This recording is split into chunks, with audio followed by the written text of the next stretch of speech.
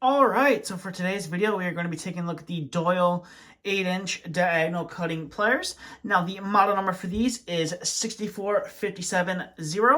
Now Harbor Freight does compare these to the Klein, I believe it's the D2000-8 diagonal cutters, which are the heavy-duty diagonal cutters that Klein offers with the hardened cutting knives. Now, these guys also featured the hardened cutting knives, or the laser hardened cutting knives on them. So that is going to allow you to cut through screws, nails, ACSR, and some of the other harder wires that you are going to run into, maybe like some ceiling grid wire, I could think of, and things like that. I'm not sure if you'll be able to cut through aviation wire with them fairly well or fairly long, but you might be able to if you need to in a pinch. But that's kind of what the laser hardened knives are meant to do with these pairs of pliers.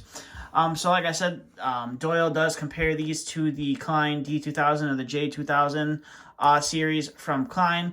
I believe these only cost $10 if I'm not mistaken, or $9.99 in the store. So they are relatively cheaper than a standard pair of Kleins. But in the long run, it'll be interesting to see how long these guys are going to hold up and see how well the quality is in the long run versus a pair of Kleins. Now, the Doyle brand, I believe, only offers the standard dipped handles when it comes to their pairs of pliers. I haven't seen any come with the comfort grip versions. I think the only set of pliers that come with the comfort grips are going to be ones from the Quinn line, whereas these Doyle lines come with the standard standard dipped handles. For me personally, after being in the trade for 5 years, I prefer to use comfort grip handles over dipped handles, but your experience and your mileage may vary. You may prefer to use the dipped handles over comfort grip handles. For one thing, these standard dipped handles, they don't take up as much room in your tool bag as a pair of comfort grip pliers, so that is one thing to note. Now, coming up to the business end of the tool, you have the Doyle name laser etched onto the surface of the plier.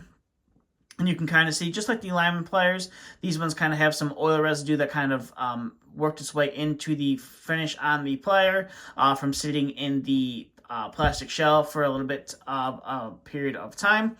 And then you have your cutting knives there on the front.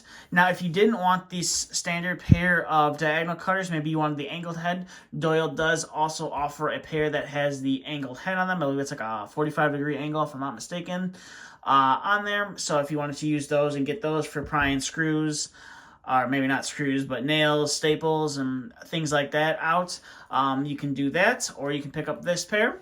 Now, coming over to this side, you have some warnings here on the front of the tool. Like I said before, a lot of people seem to think that these dipped handles or the standard comfort grip handles have some sort of insulation rating to them. They do not, and they warn you about that there on the tool. And of course, they're always going to want you to wear eye protection when using the tool. And then you can see the opening here on the front of the diagonal cutters. So that's pretty much it for the detail on these. I guess we'll get to some of the functionality of these pliers. Now, unlike the Lyman pliers, these are slightly looser. That is about as far open as they will go by themselves, but you can open them to a max of about right there. So if you had some larger conductors you wanted to cut with these, you could easily do that. So like I said previously, you can cut some hardened material with these guys since they have those laser hardened cutting knives on them. So we're going to take some 632 and some 832 screws, and we're going to chop them up and see how easy these guys are able to chop through these screws. So we're going to go ahead and start with the 632 screw, and just like the Lyman pliers that we reviewed here on the channel, the 632 screw is no match for these pliers. So we'll go ahead and bring in that 832 screw here, which we're going to have a little bit more resistance cutting through compared to that 632 screw, but these guys should be able to do it without any issue. So this screw, again, is going to stand no chance compared to these. I would say with the 832 screw compared to the Lyman pliers, it's definitely, with the Lyman pliers, since they are a 9.5-inch pair of pliers, you're going to have just a little bit more leverage compared to this 8-inch pair of pliers. So when you're cutting through this, especially this 832 screw, it's going to be a little bit more You're going to have to use a little bit more pressure to do it, but again, I'm doing it one-handed, and as you see, no issue doing it one-handed. So we'll go ahead and get some of those screws out of the background, and we'll go ahead and take a look at those cutting knives, and if we can get the camera to focus in on them. There doesn't really appear to be any damage on them, just kind of some of the finish coming off from cutting through those screws. So we'll go ahead and bring in some MC wire. We'll go ahead and chop through that, and what I find is you generally make that first indentation, and then you just kind of cut through it. We'll go ahead and see if I can't get this to go through in one cut, and we are. It just takes a little bit of finagling, and it will shoot it off into the distance, as you just heard. So it cuts through the MC wire without any issues. So now we'll go ahead and bring in some 12-gauge stranded wire, and now one thing that I see a lot of guys do, and I do it myself if I'm just too lazy and don't feel like going to get a pair of wire strippers. You can use these to strip some wire if need be. So I'll go ahead and see if I can and or can't strip this 12-gauge stranded wire. And I indeed can strip that 12-gauge stranded wire. And these guys cut through that 12-gauge without any issues, kind of like a smooth cut through butter. So we'll go ahead and do that one more time, and it's just a super easy cut, and it's fairly easy to strip this 12-gauge wire with these cutters. So now I'll bring in this infamous green ground wire, 10-gauge stranded wire that I've talked about in some previous videos. If you haven't seen those, I pretty much kind of hate this ground wire that I picked up. I just find the insulation on it's a lot harder to strip off than some of the other wires that I've used in the past, but it is what it is. So we'll go ahead and score that, and we'll go ahead and pull off that insulation from the wire. Definitely a little bit challenging to do, but I am definitely able to strip this 10-gauge stranded wire, and you're able to cut through it fairly easily. So we'll go ahead and do that one more time.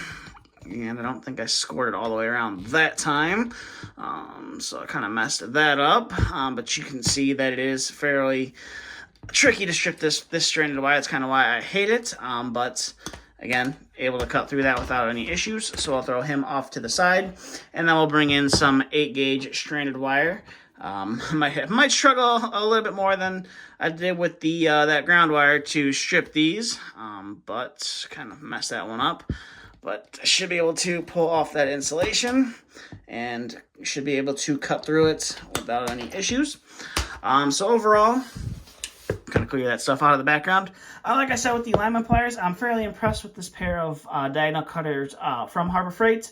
If you're definitely, maybe just like I said before, if you're definitely getting into the trade, you don't have a lot of money, and or you don't want to spend a lot of money on tools until you find some tools that you like for yourself, I would definitely recommend these for someone getting into the trade, or if you're kind of like that weekend warrior or that do-it-yourselfer and you don't want to spend $30 to $50 on a pair of pliers, and you just want a pair of pliers to use around your house for your home improvement projects.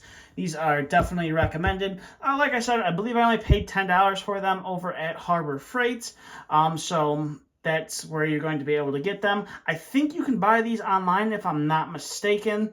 If your store doesn't have them in stock, or if you don't have a Harbor Freight close to you, you can always check out the website. And with that being said, as always, there will be a link in the description below if you would like to find out some more information about these diagonal cutters, and or if you want to see if your local Harbor Freight has them in stock and are looking to pick them up for yourself. But with that being said, that's all I have for this video. Thanks for watching.